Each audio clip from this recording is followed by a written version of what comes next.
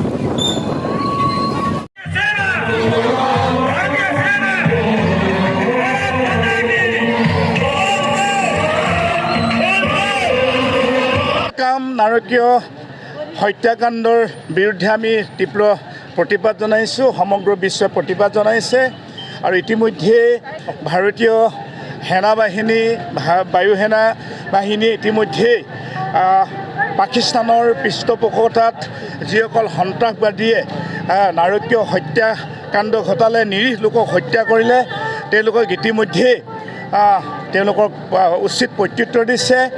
মনোবল ডাঠ কৰিবৰ কাৰণে, মনোবল বৃদ্ধি কৰিবৰ কাৰণে সমগ্ৰ ভাৰতবৰ্ষৰ প্ৰতিজন ব্যক্তিয়ে, প্ৰতিজন নাগৰিকে আজি সিন্দুৰৰ যি সিন্দুৰ অপাৰেশ্যন হৈছিলে তাক লৈ আজি আমি তিৰংগা যাত্ৰা কৰিছোঁ। ইয়াত সকলো দল সংগঠন সকলো লোকেই ইয়াত অংশগ্ৰহণ কৰিছে।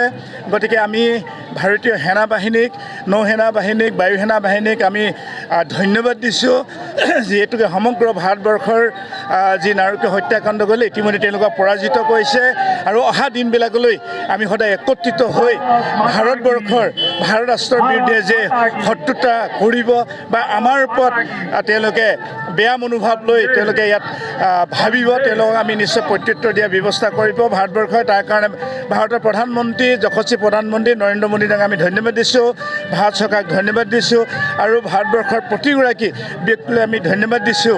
আৰু মৃতকৰ যি আমি হত্যাকাণ্ড, পেহেলগাম হত্যাকাণ্ডত মৃত্যু হৈছিলে সেই নিৰীহ ব্যক্তিৰ পৰিয়াললৈ আমি ইয়াৰ পৰা শ্ৰদ্ধাঞ্জলি জনাইছোঁ। তেওঁলোকে সদায় অমৰ হওক দেশৰ কাৰণে, আমাৰ ভাৰতবৰ্ষৰ কাৰণে তেওঁলোকে যি আজি নিৰীহ লোককেইজনক হত্যা কৰিলে তাৰ কাৰণে আমি তেওঁলোকৰ ওচৰত শ্ৰী চৰণত আমি সেৱা জনাইছোঁ।